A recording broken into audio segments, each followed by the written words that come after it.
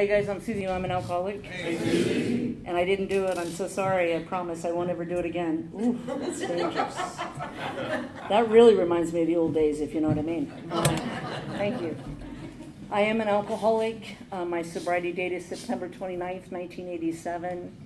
And my greatest treasure is the sobriety that I believe God has given me in Alcoholics Anonymous. My home group is called No Reservations, and we meet in Apex, North Carolina, and it's every Tuesday night at 6:45. If you're not doing anything, bring your big book and come on down.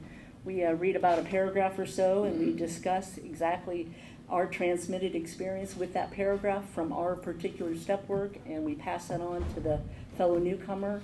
And it's nice and slow and really direct and very personable. And a lot of newcomers ask questions, and we kind of like it like that.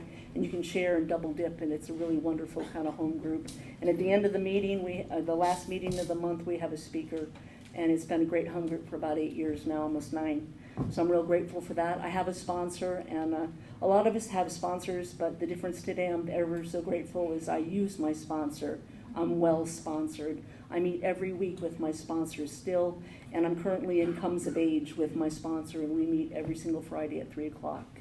And I'm ever so grateful for that opportunity. I need direct contact with somebody face to face. I'm a little bit sneaky, you know.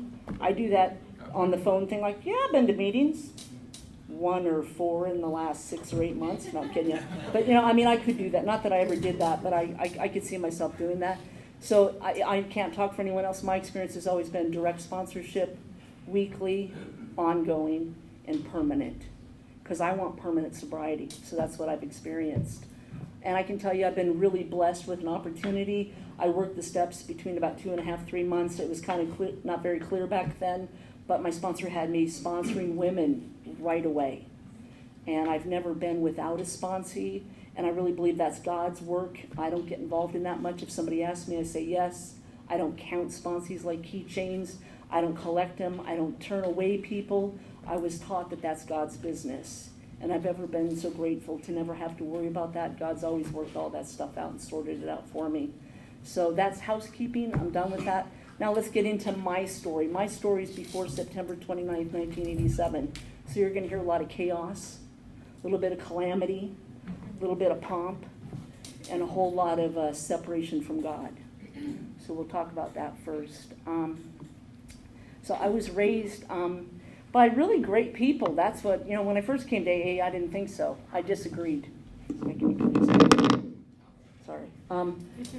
I really thought that my family was not what I think they are today, and thank goodness, years of being sober and doing a lot of good inventory work, I found out the truth. My father was a doctor and a dentist. My mother was a psychologist, and I was her pet project for quite some years. And I don't any longer. I had 3 brothers. One's deceased from this illness. And we lived in Seattle, Washington. Everything looked good from the outside. Beautiful home, lots of money, lots of cars.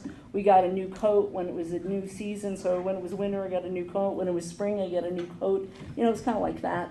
And my parents both drank very heavily, so there was a lot of clinking glasses, beaded gowns, beautiful tucks and tails parties and operas and fancy neighborhoods, and that was kind of lifestyle that my parents lived. And I learned how to golf at a very young age, and that was kind of the environment that I grew up in. And alcohol was always a part of my family's life, so very early on, like in Bill's story, I was warned about alcohol. I saw with my own 2 eyes what alcohol does to a family. I lived it. I saw my mother almost burn up on a couch. I watched the paramedics come in and get her. I watched my father drive from the garage, you know, into the house, all the way through the garage, the whole wall, and wake up in the morning and see the car half in the garage and half in the living room. I remember things like that. You know, and it was very easy to focus on their drinking and their problems when I first got sober. You know, it was always because of them that I was here. And I'll tell you today, I'm so ever grateful for very good sponsorship and step 4 and 5. The truth came out. You know, I'm an alcoholic, and, you know, I didn't have a whole lot of direction, but that wasn't anyone else's fault other than my own. You know, as a young girl, There was some wonderful people in my life. There was a priest that was a great guy. He was my father's best friend. And so I knew a God of my understanding at a very young age. We went to church every Sunday. I believed in God. I had a very good relationship with God. I wanted to either be a saint or an angel. I wasn't sure which, but I was going to be one of those two. And nobody laughs. I thought that was pretty funny. But I really did. I believed that that was going to happen for me. I had a very strong connection to God. I was very close to God as a young child. And this priest, he was a very loving, very kind man. He always came to our dinner table every Sunday after church. We had dinner together as a family. And I lived that kind of lifestyle for a while until the alcoholism began to take over my family. But the reason I bring that up is I knew God then. I had a very sense of good comfort. I didn't have that separateness, that feeling of being less than that so many people from the podium talk about. I didn't feel different than. I didn't feel less than or not good enough or ashamed or to this, to that, not enough of this. I didn't have that experience. And believe me, I was plenty chubby and I wasn't, that cute probably, you know what I mean? I just felt filled up because I knew God. And when I was about 11 years old, 12 years old, I think my brother started partying pretty heavily. And I got invited one of those Saturday afternoons to the schoolyard, and my brothers had some very cute friends. And when they invited me, I was impressed. I was impressed with myself, I think. And when they invited me, I immediately went with them. And I had always had little sips of, drinks here and there, and I'd finished a couple of drinks early in the morning from my parents' parties, but I'd never really had the effect produced from alcohol yet. But that day was different. I was 12 and a half or 13, and I drank some Mickey Widemouth beers, and I had arrived. Whew! It filled me up. I was good. Let's get some more in me. it was alive. There was something to this. And see, I didn't get it to feel better or pretty or cute. I was like, let's get some more. It was an immediate feeling. My friend that was with me that day, she was like, I need to go home. I feel kind of spinny and funny. And I'm thinking, let's go get some, I was like, yeah, let's dance, let's do it. I'm all in it. And she wants to go relax and go home and sit down. And I'm like, that was an indication there really quick. I should have known something was not right, But that's the difference between a normal drinker. After, half a glass of wine or so, they go home or they say, that's good, I'm feeling it. Let me stop. To me, that's alcohol abuse, half a glass of wine, that's abuse. For me, I really believe that at that moment was the first time, I had a spiritual experience. I truly believe that. I was drinking spirits and it was spiritual, absolutely. My head blew off that day. Well, also, I vomited on my shoes, lost one of them, and I literally was very friendly with a couple of boys because my shirt was not buttoned right when I woke up because I passed out and I was found 3 blocks away from the schoolyard. So here's my drinking story. Drink too much, vomit on the shoes, be friendly with the boys, pass out, repeat, rinse. Drink too much, be funny with the boys, pass out, vomit, rinse, repeat. That was pretty much my story. Always happened. I always drank like that. But the in-between part was I drank more than I wanted to. I could never get that, I'm starting to feel good. I'd always go over the cliff. Anybody have a problem with the cliff? Yeah, that cliff was something, man. So I just couldn't say no to the cliff. I always was, over the cliff, and I was the kind of girl that they'd see sliding down the wall. That was me, at the party. Like 6:30, the party started at 5, and I'm sliding down the wall at 6:30, That's how I drank, and it was really a problem, actually, because, a lot of people didn't like that. So, I always drank more than I wanted to, and for me, the beginning, early stages of my drinking, of course, I couldn't just run out and get a 6-pack anytime. I didn't have any fake ID at, 13, so I had to at least wait till I was 14 or so before I could get fake ID. So, for me, I immediately started hanging out with a whole entire different crowd within a week's time. I became a chameleon and switched my group of friends just to drink with my brothers, drink with their friends, and drink with these other girls. I dropped everybody to drink with them. And here I was, a straight A student. I was student government. I was, the sports girl. I would, real smart girl. And suddenly nothing mattered but drinking. Nothing mattered but drinking. So it wasn't just weekends. I was already drinking on the average of 3 times a week at 14, right before my 14th birthday. And meanwhile, I'm at a baseball game and we're all drunk, and I hear this loudspeaker and it's saying, like kind of like, and suddenly someone's hitting me saying, they're calling your name, Suzie. And I go down there and there's the family priest and my oldest brother. And I'm thinking, oh great, my mom's done something. Because immediately had to be my mom. She's the one that's out of control. My father's drinking wasn't that bad yet. So I thought for sure my mother had done something crazy, tried to drive the car, or, she, did something crazy in the house. It burned, she almost burned the house down one day. So I thought for sure it was her. And the priest looked at me and he said, Suzie, I don't know how to tell you this, but your father, he drove off a cliff drunk and he died. I'm so sorry, baby. I'm so sorry. And at that moment, up until that point, I had gone to CCD, which was like, I don't know if any of y'all remember CCD, but it was when you went to like Catholic school after school to learn about God. And so, I was very involved in youth group. I was very involved in my faith. And all of that stopped on a dime. The minute I heard those words, I thought, if this is God, I'm done. That's it. I don't need a God that kills people. I don't need a God that hurts people. I don't need a God that hurts me. And on a dime, I stopped. And I didn't even want to go to his funeral. I didn't want any part of anything.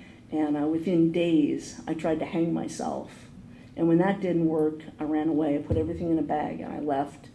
And my brothers were, heck on wheels anyway, and they were already pulling a lot of shenanigans. And so they had already left the house too. And I had a little brother that was 8 years younger than me, and I left him at that house when I took off. And it's kind of hard when you're just 14 years old running away. You would think that the police would come after you and you'd get sent back home. But needless to say, since my mother never reported me gone, nobody ever really, really much cared.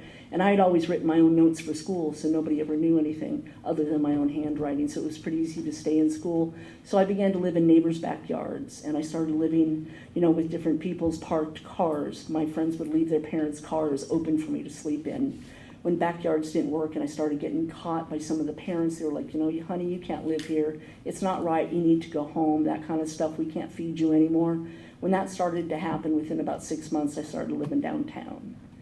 And things went up a notch. When I started living on the streets of Seattle, it was there that I began to learn the things that I needed to do to get a drink.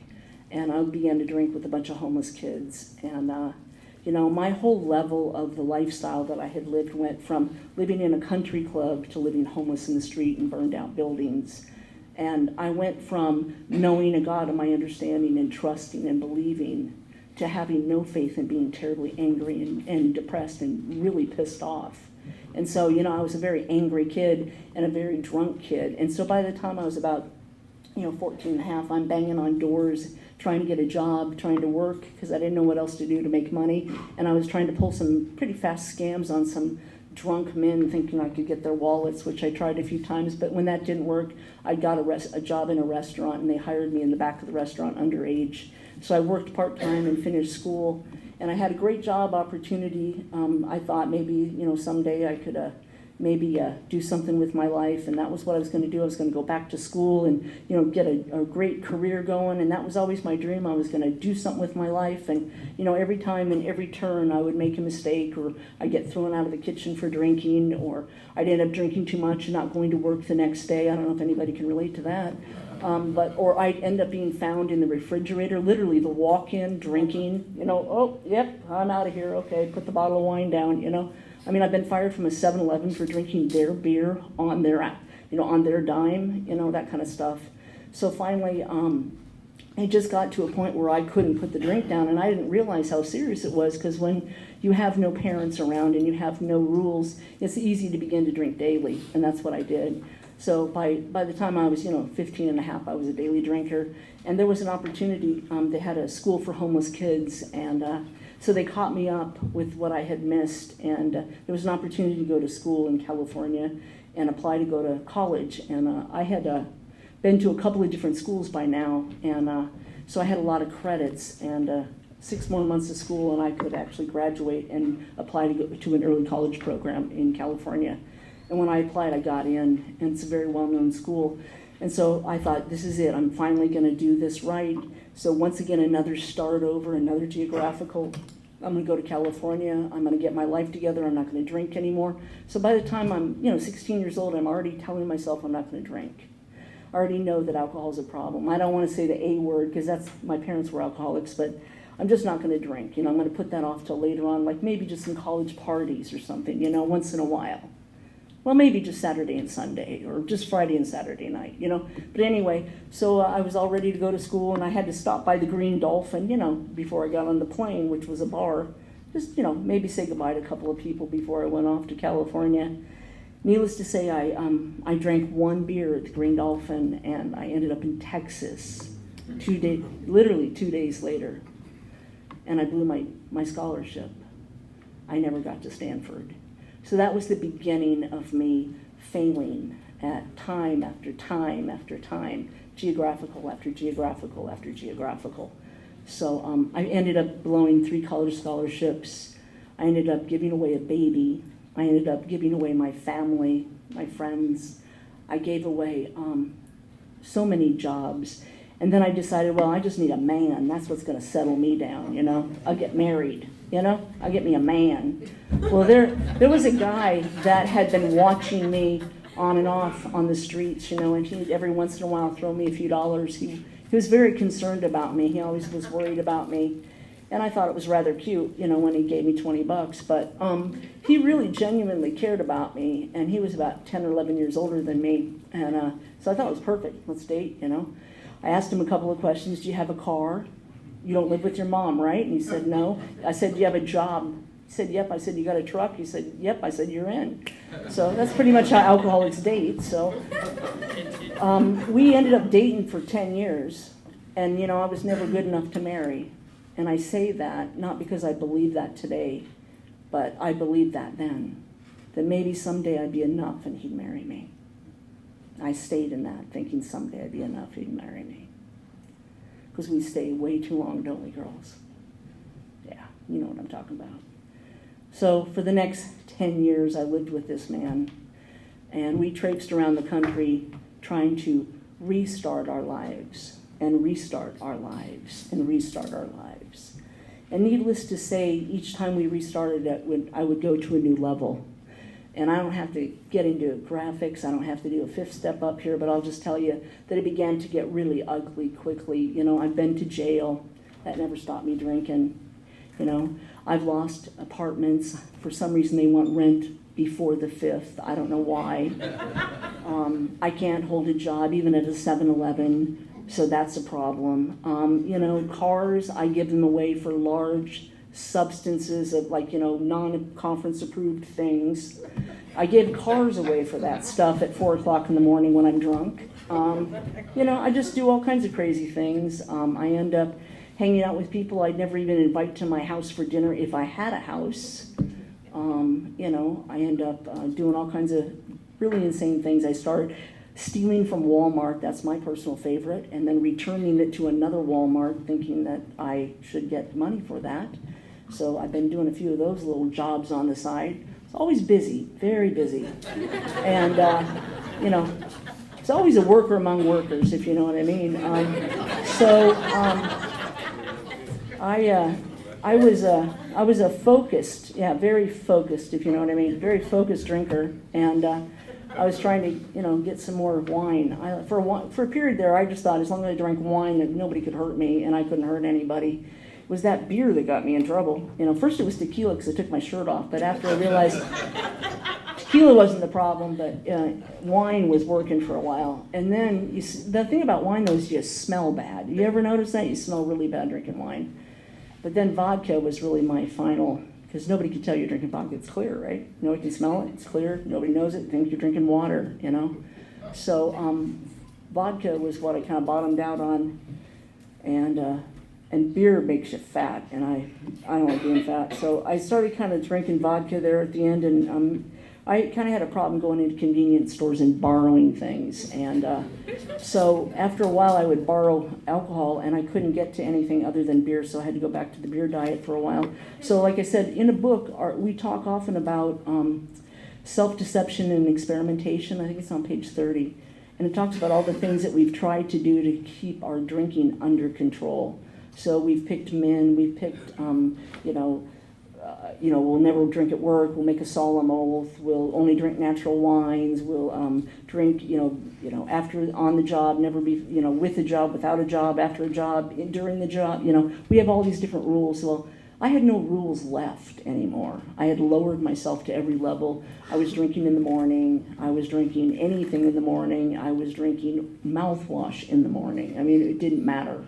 And I would do anything else that you had that was available if I couldn't get alcohol. Because oftentimes alcohol was the hardest thing to get, especially if it was Sunday morning. I mean, you just can't get it. A lot of states, you just can't drive up to 7-Eleven and get, alcohol. So it got very ugly, and my hands started to sweat and shake. And in the beginning, I thought I had the flu. I really did. I was convinced I had the flu often, like often.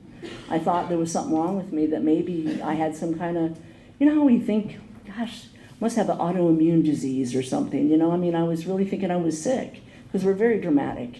So I thought I had some serious illness, and I realized later on that I actually was going through withdrawal. And when I had a drink, I felt better, and I couldn't figure out what that was.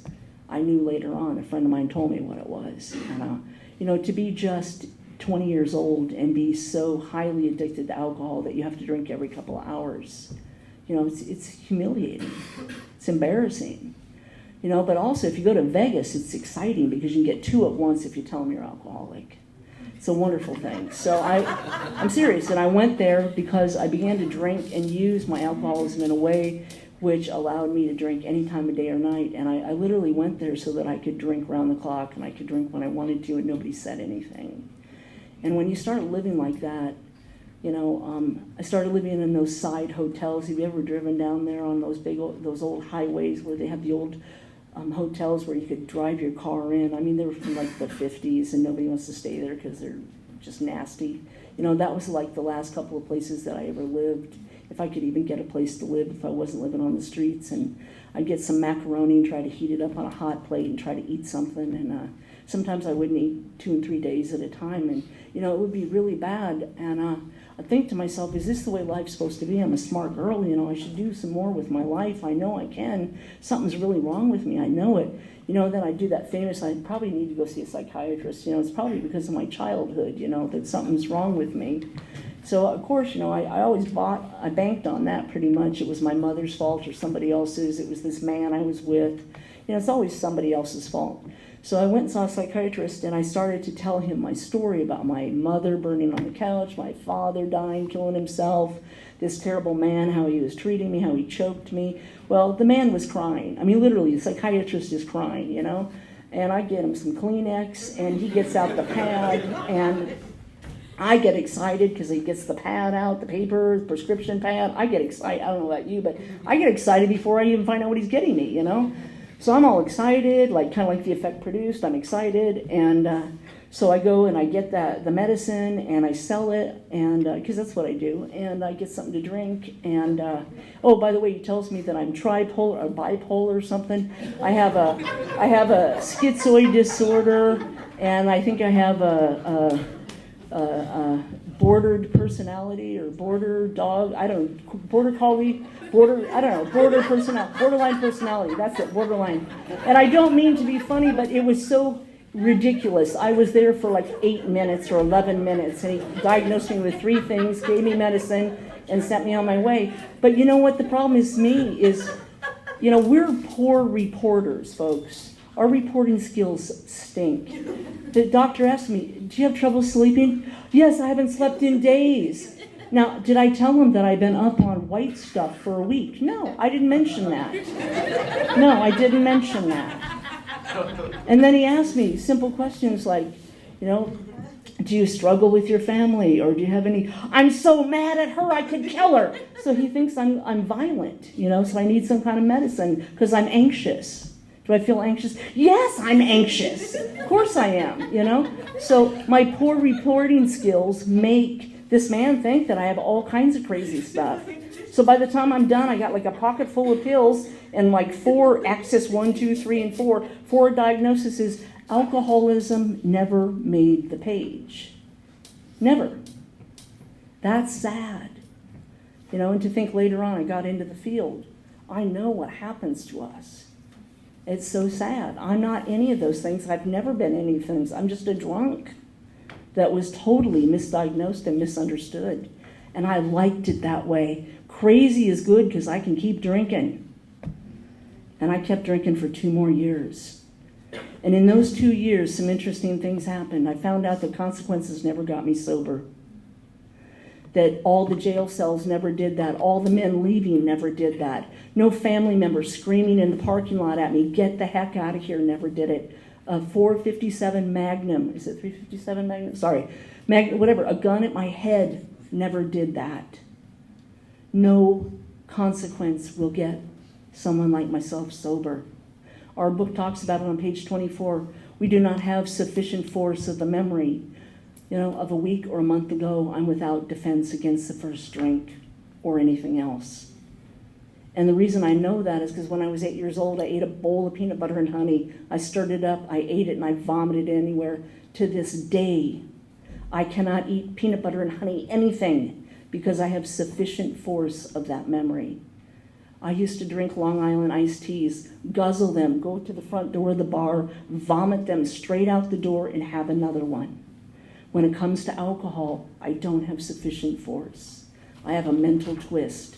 That doesn't mean I'm crazy. It means I can't remember what happened the last time, so I'll pick it up and try it again.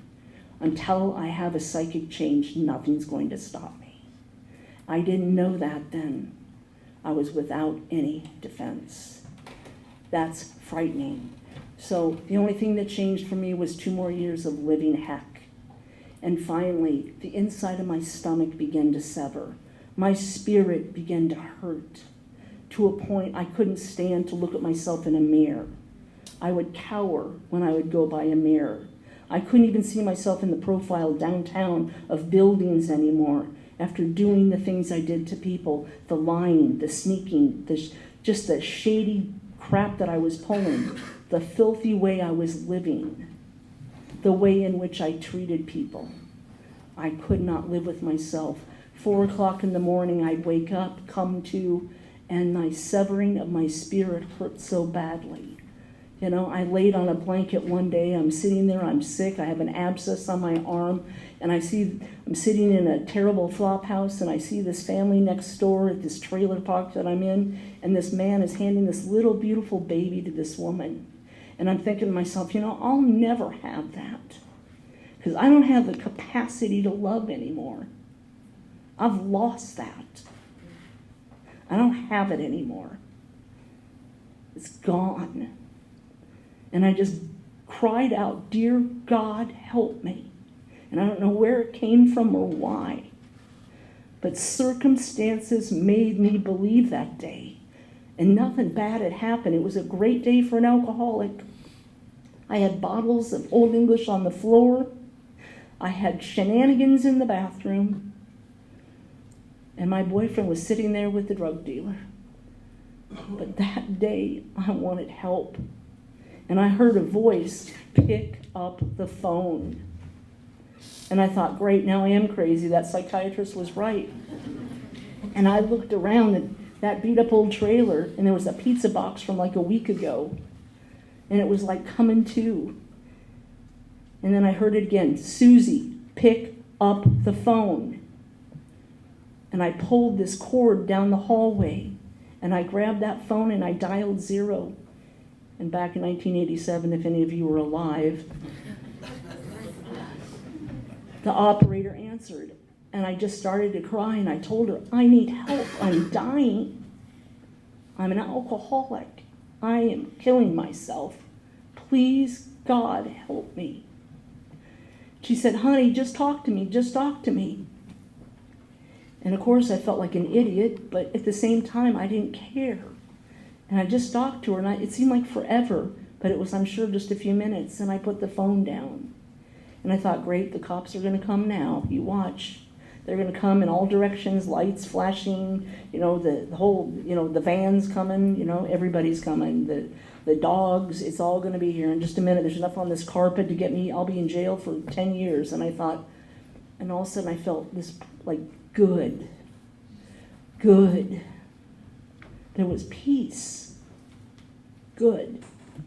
So I'm waiting for them to come, and they don't come. And I yelled down the hallway, the police are going to come in a minute. And my boyfriend and the dealer went out the door, and they left me there. That was the man I was going to marry. And I was glad for a moment. That showed me something about who I am and what I thought. My perception had been so tainted by what I was doing. So I just waited, and I was going to call again. I was going to call the police on me. And then the phone rang, and I picked it up, and this man said, my name is Ron, I'm with King County Detox. Does someone want help? And I just burst into tears again, and he said, you've got 1.5 hour, lady, to get downtown to 14th and Pike. There's a bed, otherwise I'll give it away. And I grabbed a bottle of Old English and a brown paper bag, and I sat up on the top of the street, and it seemed almost miraculous that a bus just came by. It was crazy. The buses on the weekends, they don't come like that. I had sold my car, and I stood there, and I had this bottle, and the driver looked at me and goes, where are you going? And I said, detox. And he said, drink that in the back. And that was September 29th, 1987. And that night I went to a meeting there at the center. And this woman came, and she smelled good, and the people's cars weren't dented when I looked out the window when they came up and pulled in. Their cars were nice. Not fancy, but just decent. And the people were friendly, and they were chatting and laughing, and they seemed like they were happy. And, it just was kind of scary almost. They just seemed too good to be true. They seemed kind of like church people. Kind of scared me a little bit. And this woman came up to me and introduced herself. And she said, are you done for good and all? Have you had enough yet? And I said, yeah, I think I have. And she said, are you willing to go to any lengths to get sober? And I said, yes, ma'am. And then she said, are you willing to believe in God? And it got silent. And I said, okay, ma'am, yes. She said, good.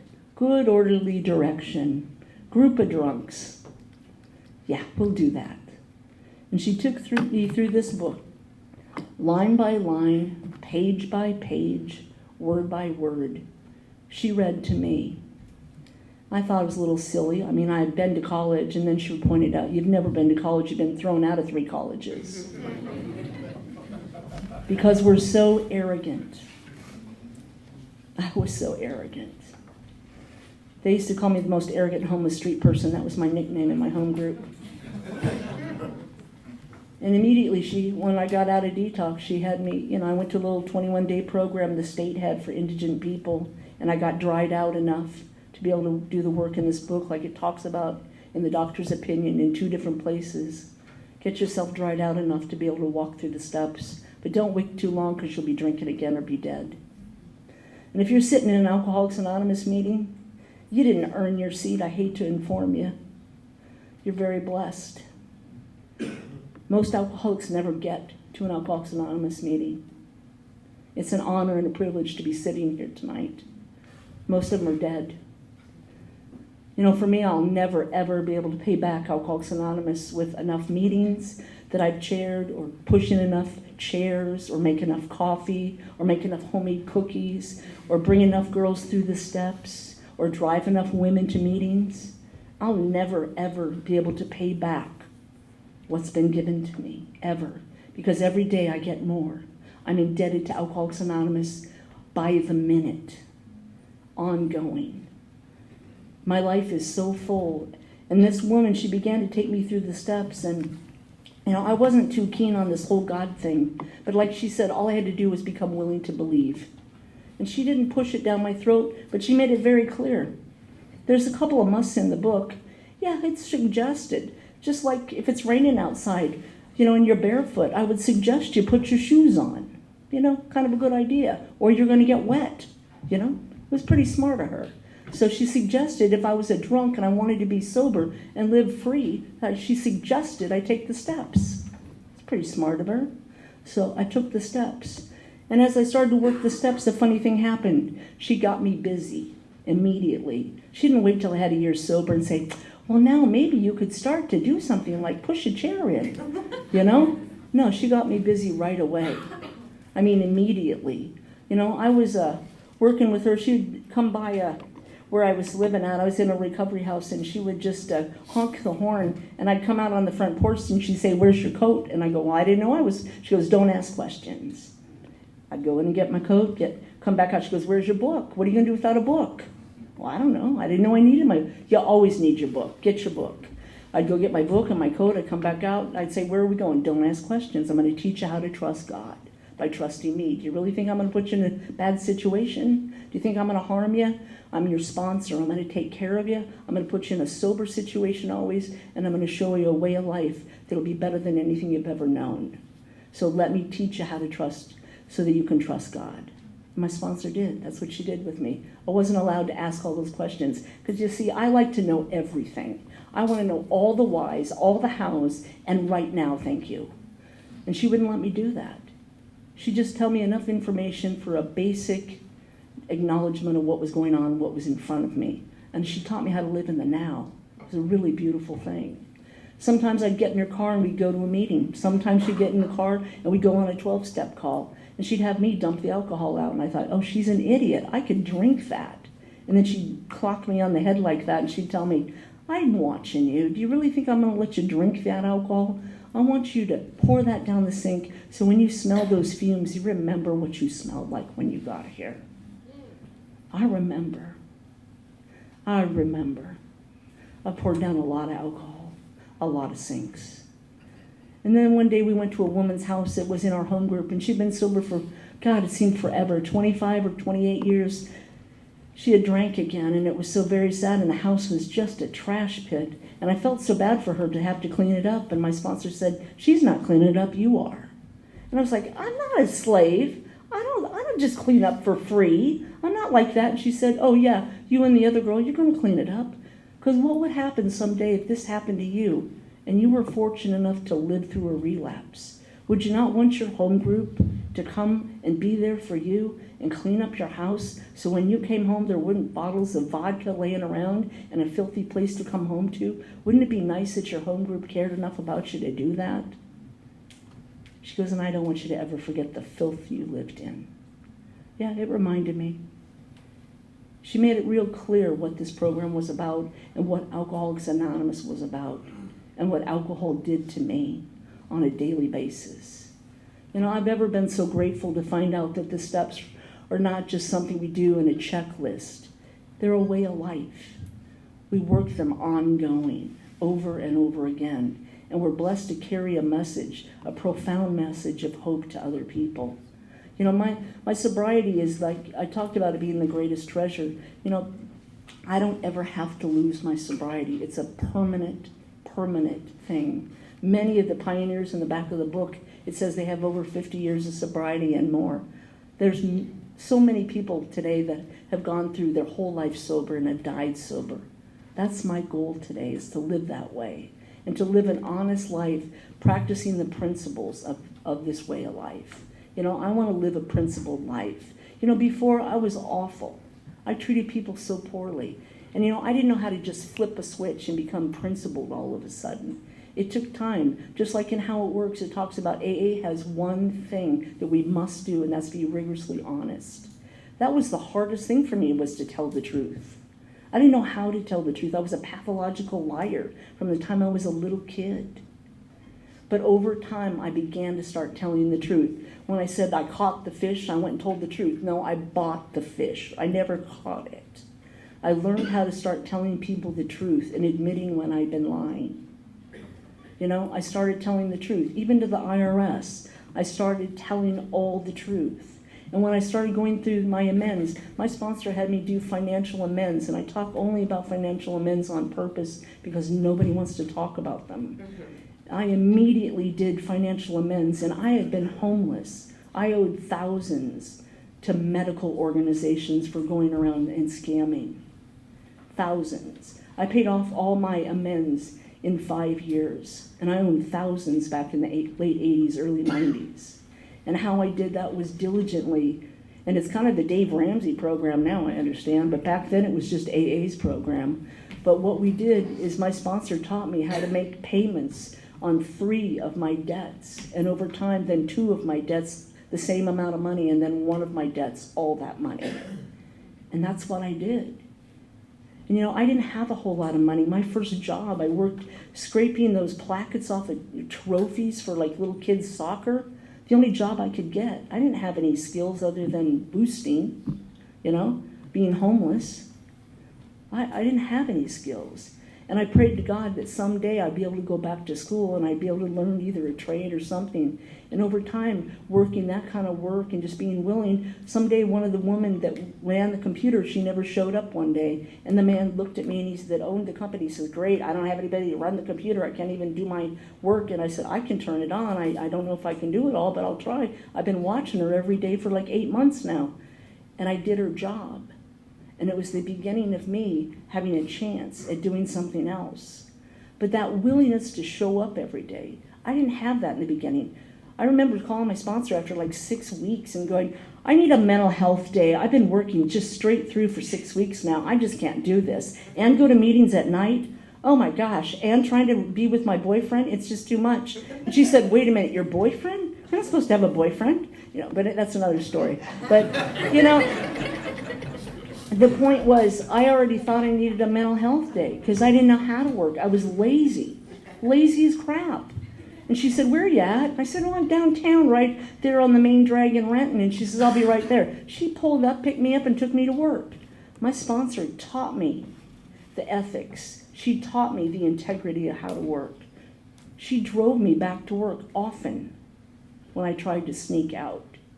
My sponsor taught me a whole lot about life. Early on, I was diagnosed with cancer. I won't get into details, but people in AA took me to those appointments, people I didn't even know. People showed up for me and took me to appointments, cared about me, brought me to the hospital, visited me, sent me cards, people I never even knew. That's the kind of fellowship Alcoholics Anonymous is. And if you're a part of that, I hope that you'll be a part of somebody else's recovery like that. I hope that you won't just walk in and out of the clubhouse and be like, hey Fred, hi Lou, and that's it. I hope that you'll get really involved in Alcoholics Anonymous and be in the middle. Because if you don't, you'll be like a pea on a plate and you'll slide right off. You have to be in the middle of Alcoholics Anonymous, and that's what my sponsor used to always tell us. It's so important to make sure that that's where you stay. One of the most important things for me so far in my sobriety, I talk about my family. I met a man, granted I did one of those crazy treatment center romance. I didn't do it at the treatment center, but after the fact. And this poor young man, he put me as his higher power, obviously, because I was more important than other things. And he'd been sober about 5 months, and I'd been sober about 6 months. And he got out, and we started to see each other, and I knew it was wrong. I could just tell it wasn't the right action. I shouldn't be doing it. I'd worked on my steps. I was making amends. I was doing the right things, and he was a mess, and I knew I shouldn't be with him. And I went to make amends to him, and he had been out drinking. And 3 days later, he died of alcohol poisoning. And I knew that night, that I was responsible not for his drinking, but for him not having a spiritual way of life. I interfered with his ability to find a relationship with God. And I tell you that only because I had struggled so much to find my own relationship with God. My sponsor taught me how to access God. And the only way I've ever known how to access God, it wasn't going into some church where they all said, let's access God into the middle room. What I've always learned how to access God was through the steps. And my sponsor had me in the early days, she'd have me write letters to God, and I'd say, Dear God, it's me, Suzie. I feel like an idiot. How are you? That was the letters that I would write. And pretty soon they'd be like, Dear God, it's me. I hope your day's going well. Mine's pretty good. Thanks for, my rent getting paid. And they'd get better and progressive. And today I have bounded notebooks of letters to God filled with love and gratitude. Because I know I came to believe, and then I came to know. May you find him now. Thank you.